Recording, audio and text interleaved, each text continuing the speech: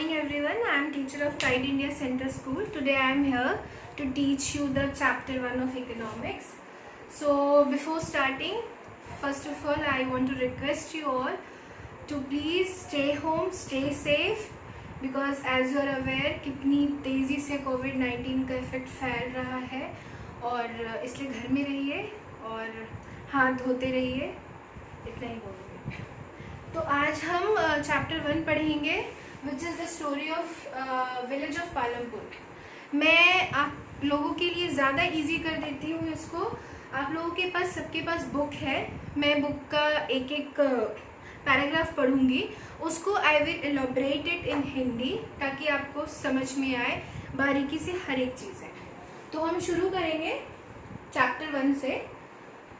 पहला है overview. So, the purpose of the story is to introduce some basic concept relating to production, and this we do through a story of hypothetical village called Palampur. पहला ये बोल रहा है कि ये जो पर्पस है, ये जो स्टोरी हमने बनाया है, इसका पर्पस ये है कि हमें कंसेप्ट जो है प्रोडक्शन का वो हम समझ पाए। तो प्रोडक्शन का जो कंसेप्ट है वो हम समझ पाए, इसके लिए एक हाइपोथेटिकल विलेज जो है वो हमने बनाया पालमपुर। हाइपोथेटिकल मीन्स एक अपने मन में एक विलेज क्रिएट किया जिसका नाम रखा पालमपुर, प्रोडक्शन के कंसेप्ट को समझाने के लिए।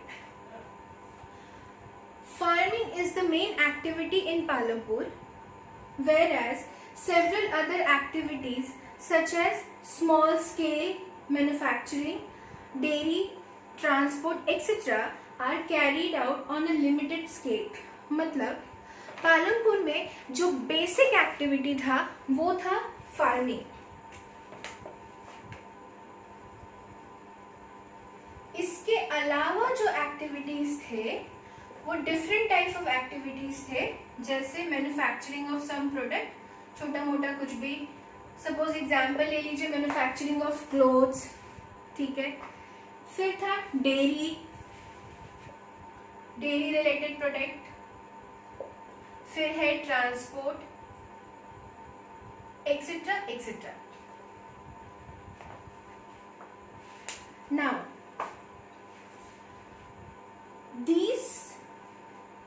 these production activities need various type of resources, natural resources, man-made items, human effort, money, etc.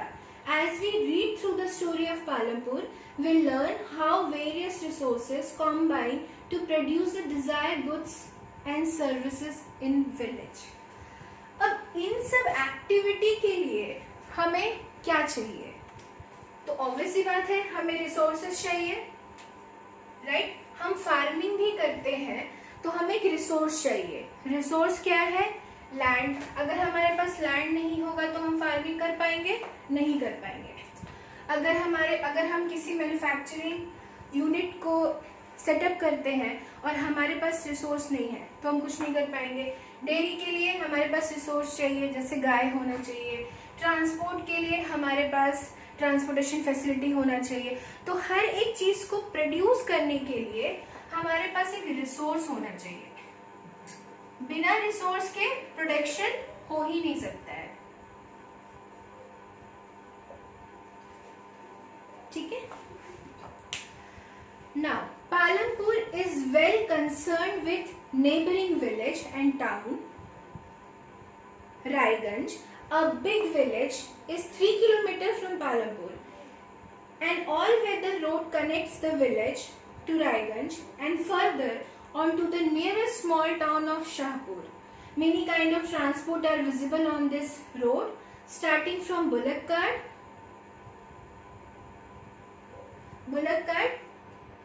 tongos, bogies, loaded with jaggery and other commodities, to motor vehicle like motorcycle, jeep, transport and truck.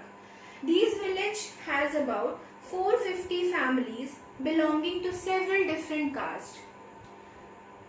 The 80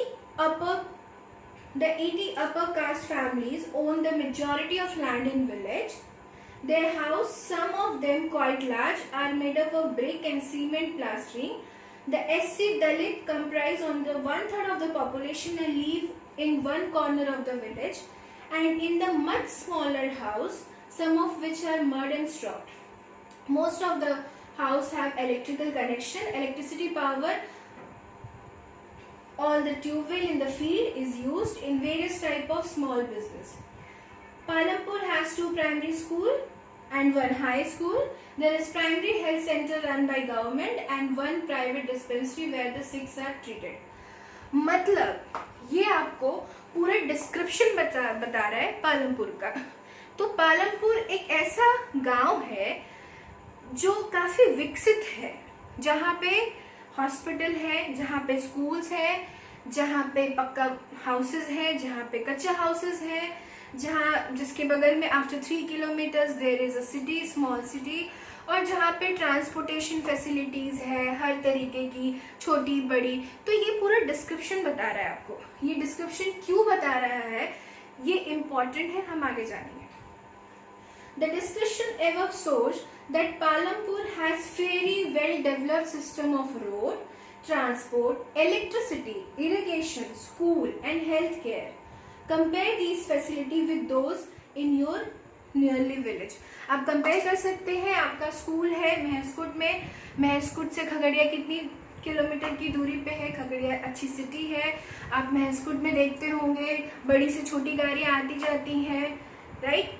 hospitals है, schools है, अच्छे schools भी हैं, आपका खुद का एक school है।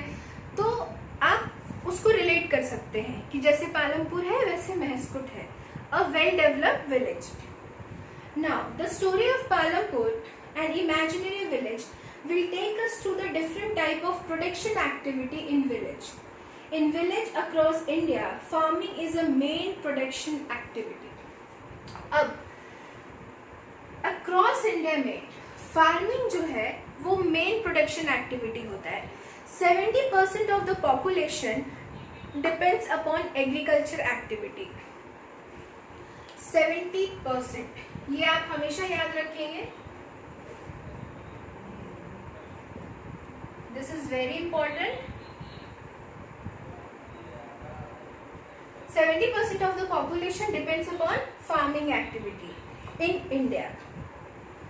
Now, the other production activity referred to as non-farm activities include small manufacturing unit, transport, shopkeeping, etc. तो 2 तरीके से हम डिवाइड करेंगे प्रोडक्शन को। एक है farming activity,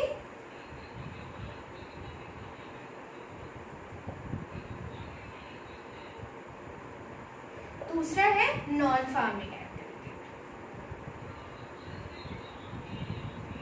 right? Non farming activity में मैंने आपको पहले भी बताया था, ट्रांसपोर्ट हो सकता है, कोई मैन्युफैक्चरिंग यूनिट हो सकता है,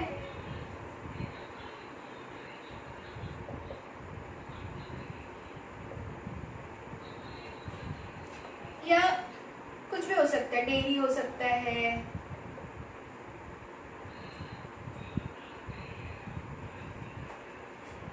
या फिर शॉपकीपिंग हो सकता है, दुकानदारी जिसको बोलते हैं,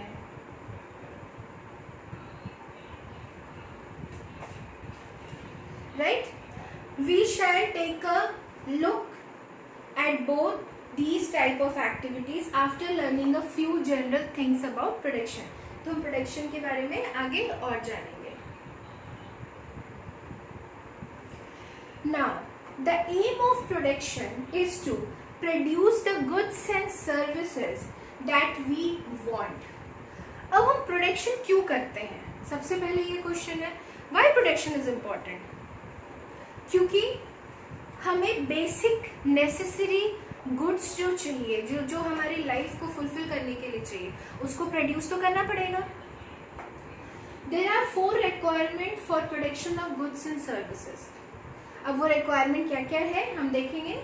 the first requirement is land, second is labour, third is physical capital and fourth is human capital.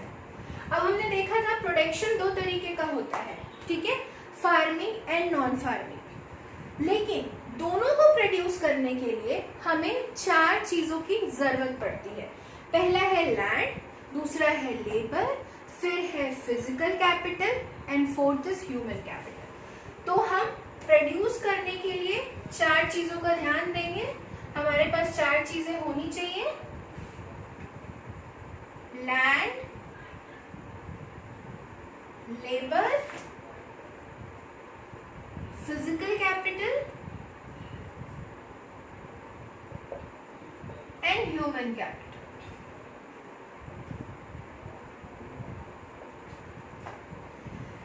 ये चारों चीजें हमें किसी भी एक्टिविटी के लिए चाहिए। It could bee farming, it could be non-farming activity. Now, the first requirement is land and the other natural resources such as water, forest, mineral. सबसे पहले तो हमें लैंड चाहिए। आप कुछ भी ले, आप फार्मिंग करते हैं तो भी आपके पास खेत होना चाहिए, आप मैन्युफैक्चरिंग यूनिट का सेटअप करते हैं तो भी जमीन तो होना चाहिए, राइट। तो हमें लैंड की जरूरत है। लैंड के साथ बहुत सारे नेचुरल रिसोर्सेज हैं, जैसे पानी की ज़रूरत हो सकती है, हो सकता है कुछ पानी से रिलेटेड बिजनेस हो तो उसमें पानी की ज़रूरत होगी, कोई फैक्ट्री सेटअप होता है तो भी पानी चाहिए, इरिगेशन के लिए भी पानी चाहिए, और forest, minerals, different type of mineral. दूसरा है, the second requirement is labour, that is people who will do the work. Some production activities require highly educated workers to perform the necessary task. Other activities require worker who can do the manual work. Each worker is providing the labor necessary for production. अब labour में दो तरीके के हो सकते हैं ना। एक है जो थोड़े पढ़े लिखे हो, जो हाईली इक्विपाइड नहीं बोल सकती हूँ, बट जो थोड़े पढ़े लिखे हो या जिनको नॉलेज हो इक्विपमेंट्स का। दूसरा है जो लेबर का काम करते हैं, लाइक ईटा उठाना, सीमेंट उठाना, जो वेल इक्विपाइड नहीं हो लेकिन उनको चीज़ें बनाना आता हो, राइट। लेकिन दोनों चीज़ के लिए हमें लेबर की ज़रूरत है। Labour is the need. The third requirement is physical capital, that is the variety of input required at every stage during production. What are the items that comes under physical production? Now, tools, machine, buildings, या फिर raw material और money. अब देखिए, physical capital दो तरीके से divide होता है, ठीक है। एक होता है working capital,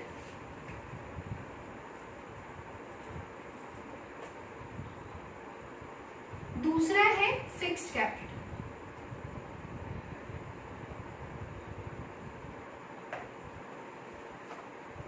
अब मैडम क्यों होता है? फिक्स्ड कैपिटल क्या होता है? फिक्स्ड कैपिटल वो है जो फिक्स्ड इन नेचर है, ठीक है। फिक्स्ड इन नेचर क्या क्या है? एक प्रोडक्शन यूनिट को सेटअप करने के लिए क्या क्या फिक्स्ड कैपिटल हो सकता है, जैसे लैंड, मशीनरी, ठीक है, कोई भी equipments, machinery and equipments are almost the same, ठीक है, या फिर कुछ कंप्यूटर बोल सकते हैं। और वर्किंग कैपिटल क्या होता है? That is money. और ये दोनों कैसे इंपॉर्टेंट है?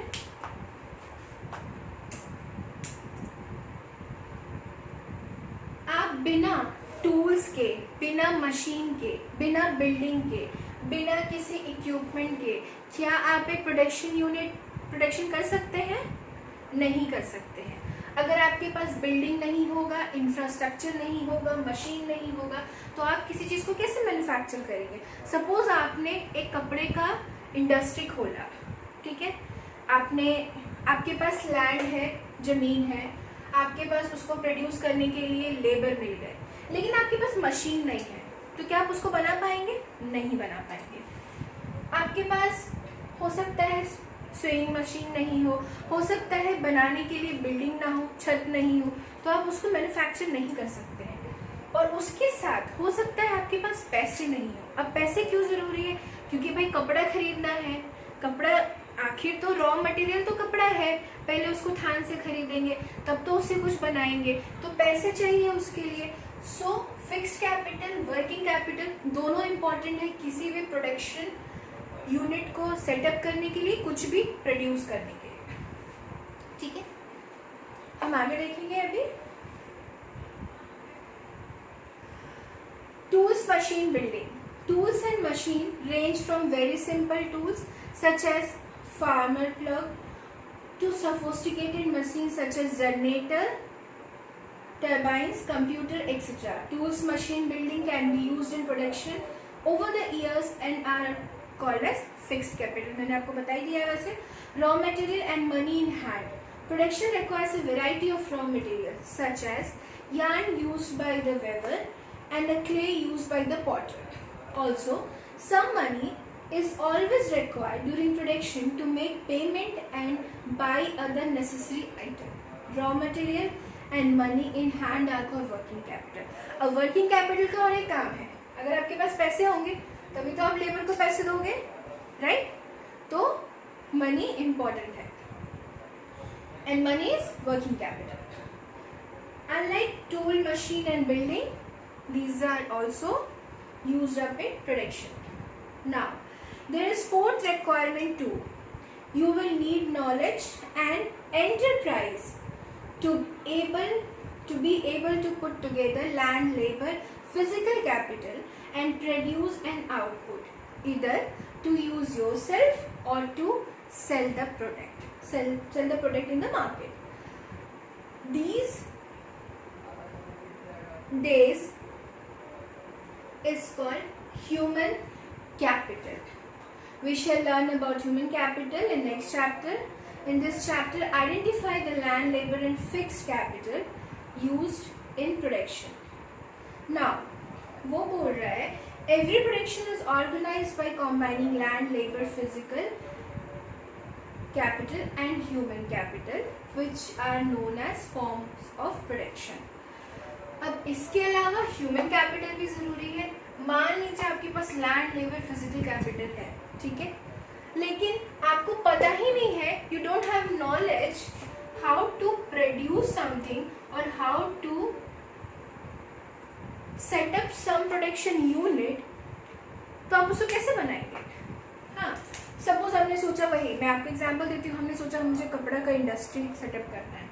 अब हमारे पास लैंड, लेबर, फिजिकल कैपिटल है, लेकिन मुझे पता ही नहीं है कि कपड़े बनाते कैसे हैं, इंडस्ट्री सेटअप कैसे करते हैं, कपड़े बनाते, मैन्युफैक्चर कैसे करते हैं, तो हम बना पाएंगे? हमारा उसका फिर if you don't have knowledge, there is no use of any production unit.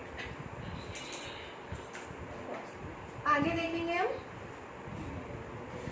देखेंगे फैक्टर ऑफ प्रोडक्शन क्या होता है. तो आज के लिए इतना ही है. नेक्स्ट वीडियो में हम देखेंगे फैक्टर ऑफ प्रोडक्शन क्या होता है. तब तक आपके बुक में छोटा सा एक लेसन दिया हुआ है, उसको करना है, आप उसको करके रखिए. Next will go through factor of production. Thank you.